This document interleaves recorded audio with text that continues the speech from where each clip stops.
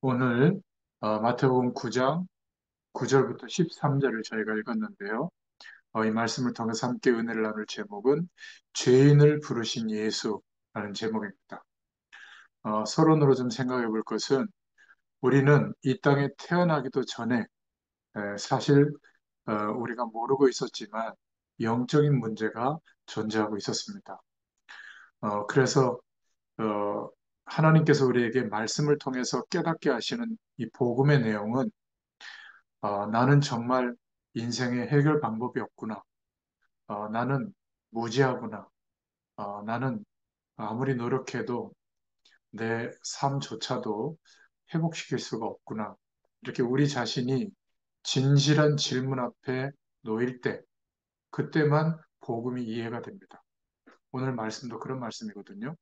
예수님께서 오신 것을 예수님을 따라다니는 대다수의 사람들은 어마어마한 막 축복과 또 그동안 자신들이 기다렸던 이 사람이 메시아인가? 그럼 우리나라를 모든 나라를 뒤엎고 우리나라와 우리 민족을 세계에 높이는 그런 어마어마한 힘을 가진 신의 대리자인가? 이런 식으로 이제 주로 생각했단 말이죠. 근데 오늘 예수님은 뭐라고 말씀하셨냐면 죄인을 부르러 오셨다. 이렇게 말씀하시고 있는 거예요. 이 말씀은 보통 사람은 별로 와닿지 않는 말씀입니다. 이렇게 하면 어마어마한 복을 받게 될 것이다. 그래야 사람들이 거기에 막 반응을 하는데 죄인을 부르러 오셨다. 지금도요, 교회에서 죄인들만 온다. 딱 보기에 죄인인 것 같다. 그게 안 갈 거래요. 그렇지 않습니까? 뭔가 이렇게 대단하고 막 멋있고 막 응답받고 막 이런 사람들이 많이 있어야 나도 저렇게 되나 보다. 예수 믿으면 그런 것이죠. 예수님은 죄인을 부르러 오셨다. 오늘 이렇게 말씀하신 거예요. 복음은 우리 자신의 인생과 세상에 대해서 굉장히 진실할 때만 깨달아지게 되어 있어요. 그래서 오직 하나님의 유일한 답, 예수님이 그리스도 되어 주신 그 답을 붙잡게 되거든요. 저와 여러분이 태어나기도 전에, 이 땅에 만들어지기도 전에 이 세계는 영적인 문제가 덮여 있었습니다. 그것을 창세기에, 특히 창세기 3장에 일어난 사건으로 말하고 있죠. 하나님을 떠나게 된 사건. 하나님과 영원한 생명의 언약 속에서 하나님의 축복을 누릴 수 있는 존재였는데 그것을 무너뜨리는 일이 벌어지게 된 거죠. 선악과 먹으라. 너희 눈이 밝아진다. 선과 악을 알게 되고 또 하나님도 그걸 알고 있다. 그래서 너희들 보고 먹지 말라고 하는 거다. 하나님의 그 영원한 축복, 그것을 완전히 뒤바꿔 버리는 거죠. 혹자는 그렇게 질문합니다. 아이, 그러면 선악과 따먹을 줄 알고 있었을 텐데 왜 저주하냐고, 왜 인간의 문제가 오도록 하시냐고. 차라리 안 따먹도록 하면 되지. 그거는 기계적 창조예요. 그냥 나무처럼, 돌처럼, 짐승처럼 그냥 창조한 그대로 살아가는 겁니다. 근데 인간과 천사만은 하나님께서 선택할 수 있는 기회를 주셨죠. 그래서 영적인 존재로, 인격적 존재로 창조하신 거예요. 그 선택할 수 있는 자유를 하나님의 언약을 선택하지 않고 교만해져서 다른 길이 있는 것처럼 그 제시받은 사단의 유혹을 선택하게 된 것이 인간의 교만이죠. 그게 하나님의 생명을 잃어버리게 된 죄예요. 원죄의 시작이죠. 아담과 하와가 있을 때 그렇게 속이는 역할을 했던 사단의 세력이 있었던 겁니다. 사단이 존재하고 있었던 거죠. 그러니까 아담과 하와 이후에 있었던 게 아니라 영적 세계에서 먼저 하나님께 대항하다가 천사장과 천사의 3분의 1이 이 하나님과 대항하는 하나님의 축복을 가로막는 이런 역할을 하고 있었던 겁니다. 그래서 하나님을 잘 믿고 행복하고 살고 있었던 아담과 하와를 유혹해서 영원한 저주 가운데 빠뜨리게 된 거죠. 그때부터 시작된 영적인 문제가 영원한 생명을 가지고 영원한 하나님과 함께하는 축복 속에서 영원한 하나님이 허락하시는 그 은혜로 사는 존재인데 모르게 된 거예요.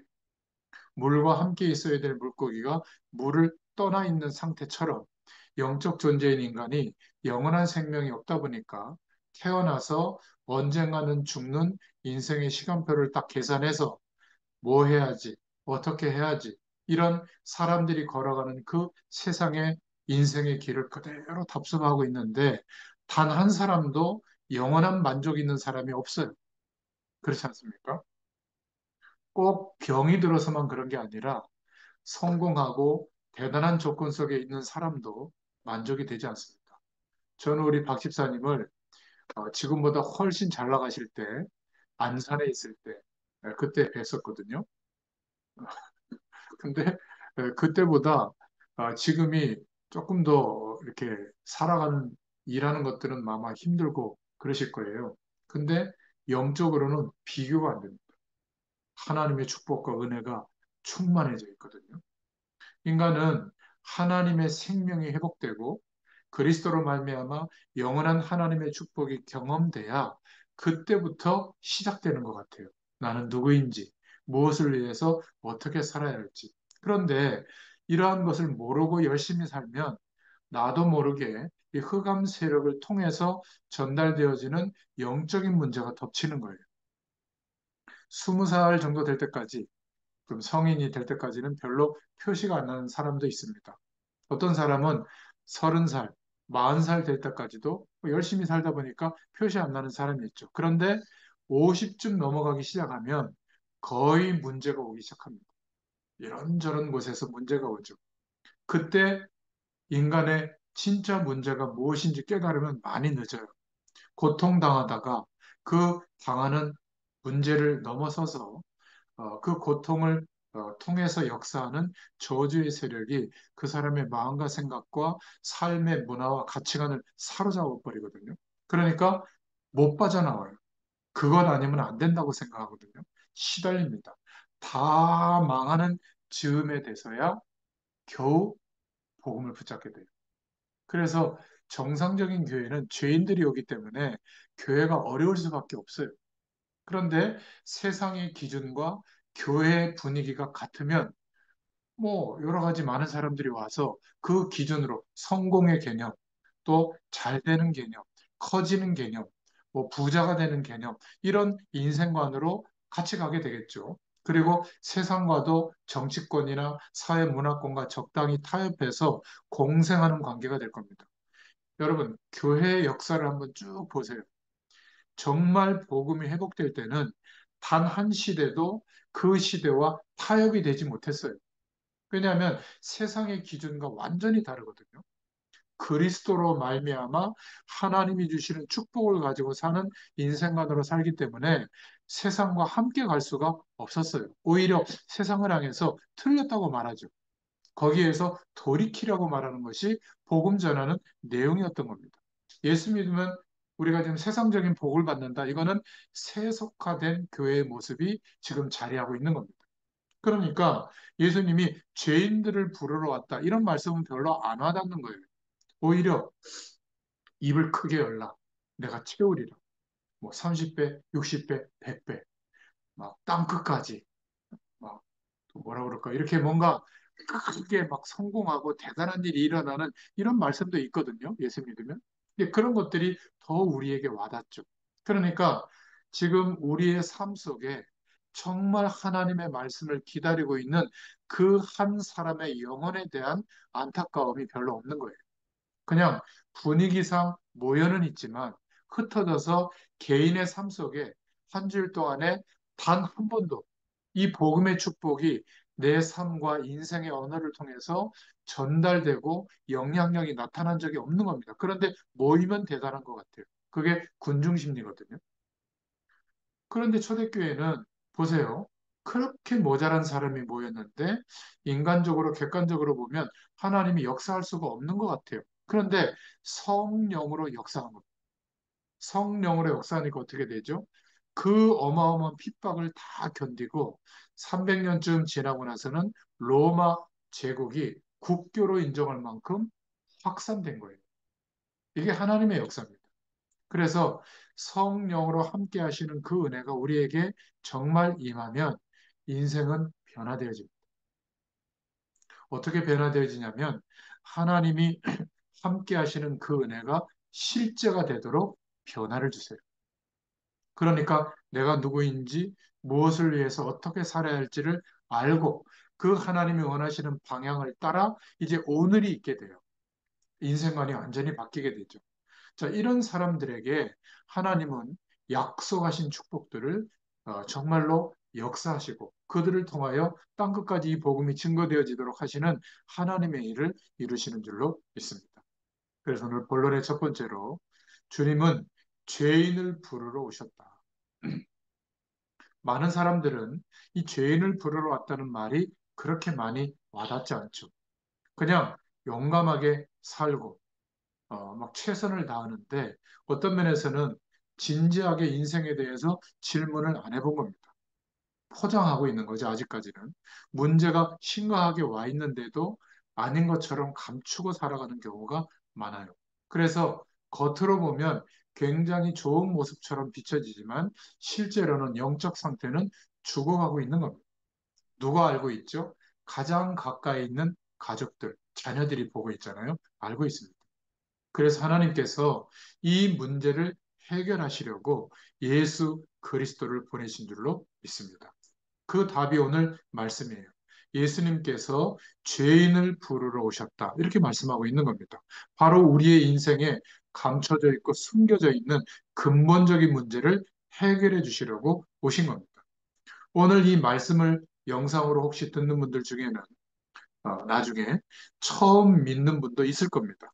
아니면 지금 다른 종교 생활하다가 어떤 사람의 권유로 여러분이 이 말씀을 들을 수도 있겠죠.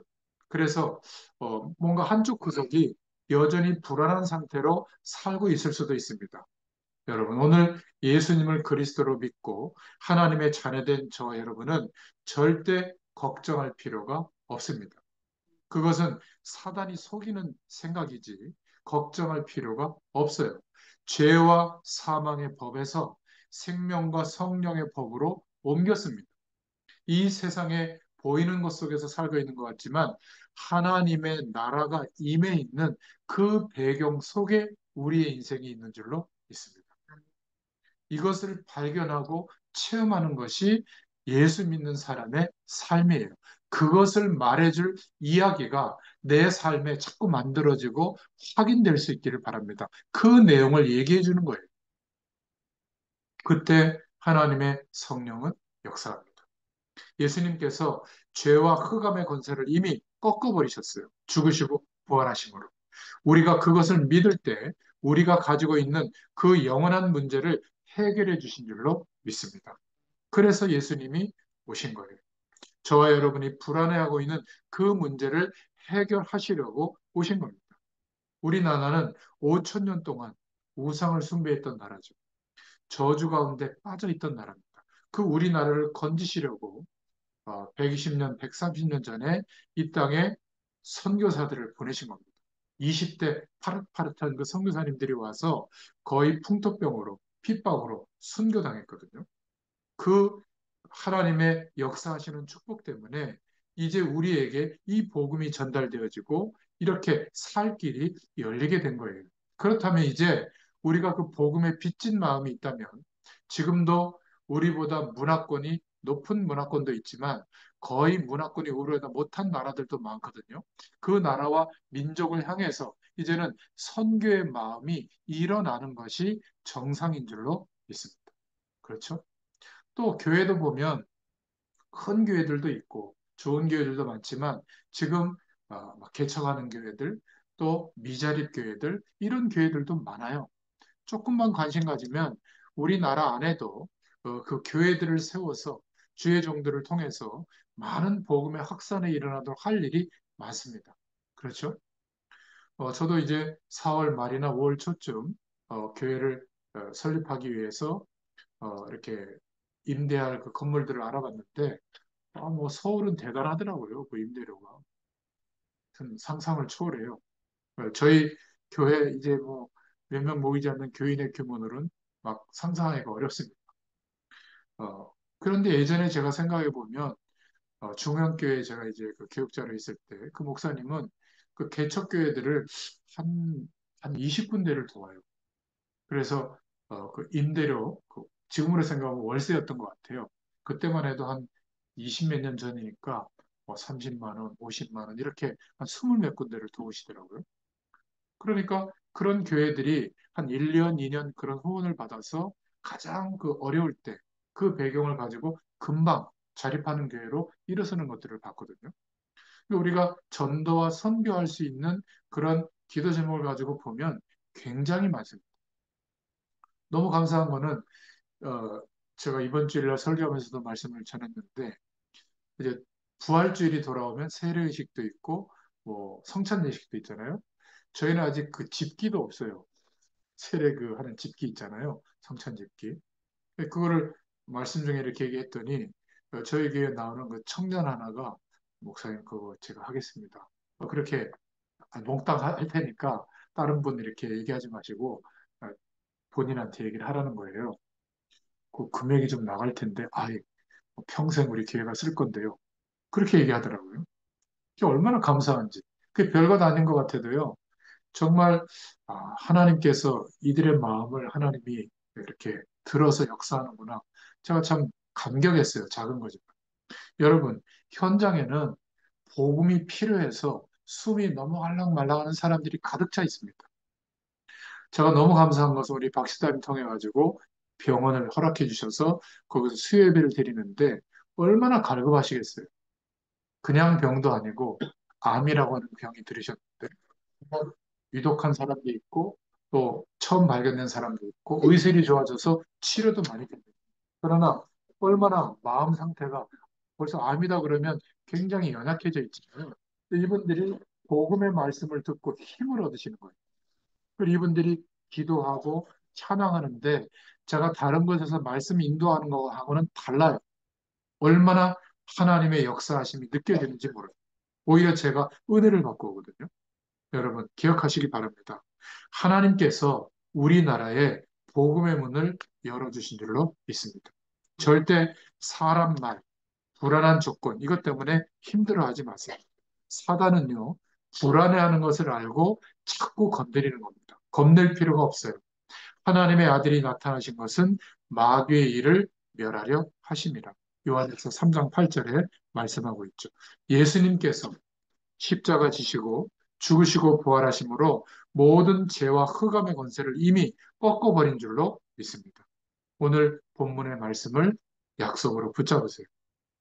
두 번째로 이것을 깨닫지 못한 이스라엘은 멸망을 받은 겁니다. 뛰어난 공부를 한 학자들도 많이 있었고 뛰어난 정치인도 있었는데 깨닫지를 못한 거죠. 그래서 이스라엘이 결국에는 이 예수님의 때에 로마의 속국이 되어 있었던 겁니다. 그래서 세리와 함께 있는 것을 보고 바리새인들이 예수님을 욕을 한 거예요. 9장 9절 10절에 보면 예수께서 마태의 집에 앉아 음식을 잡수실 때에 많은 세리와 죄인들이 와서 이렇게 말하고 있잖아요. 이 세리라는 말은 세금을 걷는 직원이에요. 예수님이 세관 직원을 제자로 부르신 겁니다. 우리는 뭐 그럴 수 있다 이렇게 생각할 수 있지만 이 바리새인들이 왜 저 사람은 죄인들하고 같이 노느냐 이렇게 욕을 한 거거든요. 예수님이 세관 직원인 마태의 집에 가서 식사하니까 다른 부류의 그 세리들 뭐 죄인들이 많이 모여든 겁니다. 오늘 본문의 배경을 좀 이해하고 여러분들이 말씀을 들어야 돼요. 이 당시에 로마는 이스라엘에서 세금을 걷는 방법을 이렇게 택한 겁니다. 군인들이 거기에 배치를 하니까 세세한 거를 다 신경을 못 쓰거든요. 이 사람들이 머리를 쓴 거예요. 어떻게 머리를 썼냐면 세금 거두는 방법을 그 이스라엘 안에서 제일 급이 떨어지는 사람, 우리말로 좀 저질스러운 사람, 뭐 깡패들, 좀 이렇게 죄를 많이 지은 사람, 볼 때 뭔가 좀 악질인 사람, 이런 사람들을 골라내가지고 너희들이 세금을 얼마나 거두는지는 신경 쓰지 않겠다. 그러나 거둔 세금에 대해서 절반은 로마에다 내놓고 절반은 니네들이 먹어라. 이렇게 한 거예요. 그러니까 집집마다 세금을 얼마나 내라. 이렇게 하는 거는 세리가 마음대로 정하는 거예요. 그런 권한을 준 겁니다. 그리고 절반은 로마에 내고 절반은 세리가 먹은 거예요. 그러니까 힘이 막강하잖아요. 요즘도 세금 걷는 사람들이 제일 무섭잖아요. 세금을 안 내면 감옥에 넣어버리고 막 이러니까. 이거를 이스라엘 사람들 중에서 제일 악질들이 한 거예요. 로마는 그것을 알고 이런 사람들을 이용해서 세금을 막 거둔 거죠. 그러니까 유대인과 바리새인들의 마음속에는 저 악질들 굉장히 안 좋게 생각하고 있는데 바로 그 대표적인 인물이 마태였던 거예요. 이 마태라고 하는 사람이 그런 사람인데 예수님이 세관에 앉아 있는 마태를 제자로 부른 겁니다. 그리고 그 집에 가서 식사하는데 그런 세리들과 다른 죄인들이 몰려든 거예요. 유대인들이 싫어하겠어요, 안 하겠어요? 싫어한 정도가 아니라 이해를 못한 거예요. 무슨 하나님 나라를 전한다고 하면서 저런 죄인들하고 같이 있냐. 로마를 배경으로 돈을 뜯어가는 그 인간들인데 제일 싫어하는 사람들이에요. 그러니까 세리들은 돈이 많았어요. 삭개오 같은 사람도 돈이 굉장히 많았거든요. 이런 방법으로 걷어들이니까. 그런데 그 사람을, 세리를 예수님이 제자로 부른 겁니다. 막 비난한 거예요. 그래서 그 현장에서 오늘 본문의 예수님이 세 번째로 대답한 겁니다. 나는 죄인을 부르러 왔다. 이게 예수님의 메시지였어요. 병든 자에게는 의사가 필요하고 병들지 않는 사람에게는 의사가 필요 없지 않느냐. 병든 자에게 의사가 필요한 게 아니냐. 나는 죄인을 부르러 왔다. 이렇게 말씀한 겁니다. 뭐 유대인과 바리새인데 이 말을 알아들었겠어요? 오히려 막 공격할 빈미를 잡고 공격을 하게 된 거죠. 저주 가운데 빠진 자들을 부르러 오셨다. 그거를 말하고 있는 겁니다. 인간의 힘으로 어쩔 수 없는 영원한 저주 가운데 빠져 있는 사람들을 건지러 오셨다. 세상의 법과 규칙은 학교에서 잘못하면 퇴학당하잖아요. 낙오되는 겁니다. 이들을 복음으로 살릴 수 있는 길을 열기 위해서 오셨다. 죄인들을 용서해주고 새 길을 열어주는 것이 복음의 힘이거든요. 종교나 율법의 조건은 잘못한 것에 대해서는 처벌을 받고 잘한 것에 대해서는 복을 받는 그런 기준이에요. 그러나 복음은 모든 죄인이 하나님 앞에 자기가 죄인임을 인정하고 예수님을 그리스도로 믿는 길을 선택하면 누구든지 구원이 임하는 겁니다. 죄에서 해방받게 되는 것이죠. 결국 이 땅도 우리의 현장도 복음 가진 능력 있는 지도자가 나와야 현장이 회복될 줄로 믿습니다. 그래서 예수님은 흑암 세력에 묶인 자를 건지러 오셨다. 어쩌다가 실수로 남을 죽게 한 경우 말고 늘 살인하는 사람. 이 사람은 흑암 세력에 붙들려 있는 거거든요. 정상적인 사람은 누군가를 죽일 수가 없는데 늘 살인을 생각하는 사람. 전쟁을 일으키는데 눈 하나 깜짝하지 않는 사람. 제 개인적으로는 사단에 붙들려 있다고 봅니다. 수천 명, 수만 명이 죽는데 뒤에서 웃고 있는 그런 지도자들은요, 흑암 세력에 붙들려 있는 거예요. 오늘 예수님이 죄인을 부르셨다 그 말은 죄를 옹호해 주는 것이 아니라 묶인 거기에서 빠져나올 수 있도록 그런 답을 주기 위해서 오셨다. 호기심으로 도둑질을 어릴 때 한 사람들은 어른이 돼서도 합니다. 못 버리죠. 계속 절도하도록 뭔가 묶여있는 거기에서 빠져나오도록 하는 길은 복음의 능력 외에는 없어요. 정말 이런 사람들이 많습니다. 그래서 네 번째로 예수님은 죄인들을 불러서 제자로 바꾸신 거예요. 하나님은 다 그런 것은 아니지만 어떨 때는 죄인들을 치유하셔서 사용하시기도 합니다. 무능한 자들도 복음으로 세워가면서 하나님의 일에 사용하시기도 하고요. 병든 자를 치유하셔서 사용하시기도 합니다. 기억하시기 바랍니다. 이 세상에는 인간이 바르게 살 수 있다. 이런 길과 교훈이 많아요. 그러나 원죄와 자범죄와 조상의 죄로 영원한 저주가 오는 죄 사함을 받는 길, 그 죄에서 사함을 받는 길은 하나님이 제시한 길은 한 길이에요. 예수님이 그 일을 다 이루셨다. 영원한 제사장의 축복의 일을 이루셨다. 믿을 때 완전히 죄의 문제에서 해방되는 줄로 믿습니다. 아무리 최고 학교를 나와도 조상 때부터 내려오던 그 죄의 문제, 저주의 문제를 해결하지 못하는데 피할 길을 하나님이 주신 겁니다. 예수님을 보내셔서 십자가에서 모든 저주를 끝내신 줄로 믿습니다. 불교 이런 것 같은 종교이라는 죄 지은 대로 반드시 결과가 온다는 이론이에요. 그러나 그러한 보응을 안 받도록 완전히 해결하는 길이 뭐죠? 복음이에요. 그래서 예수님이 죽으시고 부활하신 그 길로 우리를 해방해 주신 줄로 믿습니다. 하나님께서 묻지도 않으시고 다 용서해 주셨어요. 찬송가 중에 그런 찬송이 있죠. 흰 눈보다도 깨끗해졌다. 그런 가사가 있습니다. 아니, 무슨 죄가 흰 눈보다 깨끗해질 수가 있겠어요? 그 표현이 어떤 표현이냐면 그 가사를 작시한 분이 이 믿음이 회복된 겁니다. 예수님과 함께 죄와 한 몸이었던 우리가 죽은 존재가 됐구나. 그것을 하나님이 인정해 주셨구나. 그래서 죄에 대해서 영원히 깨끗해진 겁니다. 그리고 영원한 생명의 축복, 부활하신 주님의 영에 연합되어져서 거듭난 다시 태어난 인생이 됐구나. 생명의 축복이 우리에게 임했구나. 이것을 안 사람은 실수로 죄를 짓고 또 죄의 유혹에 넘어갔더라도 빨리 회개합니다. 그리고 성령의 도우심을 구하죠.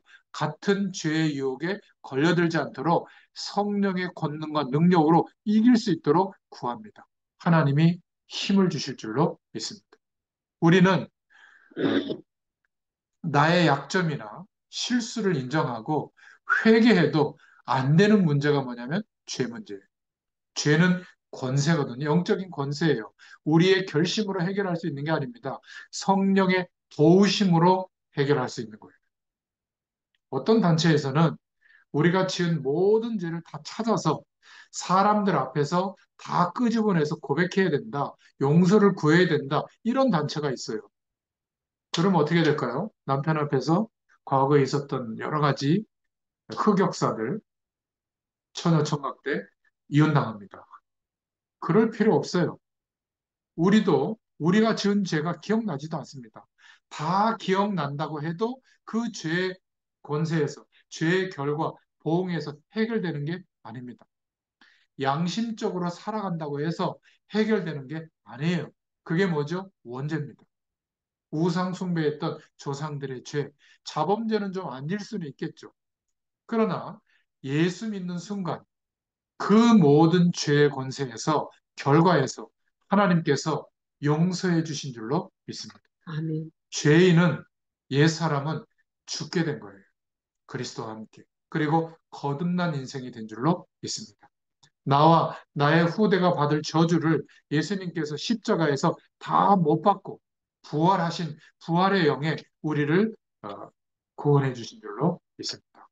그래서 오늘 결론이에요. 이 확신을 가질 수 있기를 바랍니다.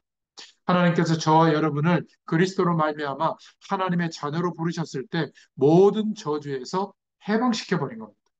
이것을 언약으로 붙잡을 수 있기를 바랍니다. 그래서 확신을 가지세요. 하나님의 자녀된 우리는 절대로 망할 수가 없어요. 왜죠? 성령으로 함께 하시는데 어떻게 우리가 망해요? 하나님이 함께 하시는데. 사단은 속일 겁니다.